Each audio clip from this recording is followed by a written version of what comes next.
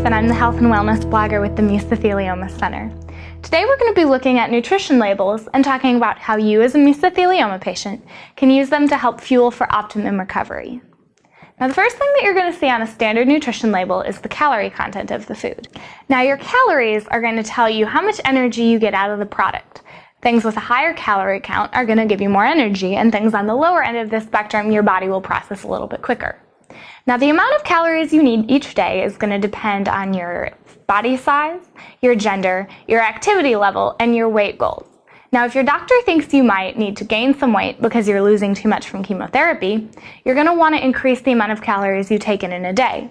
The best way to do that is to choose calorically dense foods like peanut butter or cream-based gravies that give you about 200 or 300 calories per serving. Now, if you're trying to lose weight, you're going to want to make sure your foods fall on the lower end of the calorie spectrum.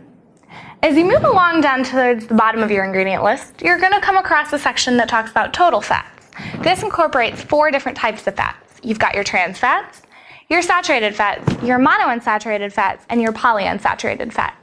You're going to want to try to reduce the amount of trans fat and saturated fat in your diet. But the trick is, food companies don't have to list these ingredients if there's less than half a gram per serving. To make sure that you're not eating any of these without knowing it, you can take a quick peek at your ingredient list to make sure there's no partially hydrogenated oils. Now, your fat can take up about 25% of your daily diet. Depending on how many calories you're eating, this could be between 50 and 65 grams of fat per day.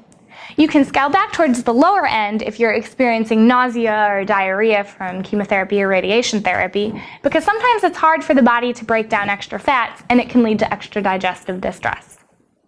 The next thing you're going to find on your nutrition list is protein. Now, this one is especially important when you're undergoing recovery because your muscles need a lot of protein to repair themselves correctly. You might want to shoot for about 1 gram of protein per pound of body weight while you're recovering from cancer. Some good sources are yogurt, lean meats, beans, and nuts. So now that you understand how these nutrients help your body recover, you're on your way to be able to fuel yourself properly through treatment. Of course, you shouldn't make any of these changes before you talk to a dietitian or a nutritionist, but if you do implement them and they work for you, come on over to asbestos.com and let us know. See you next time.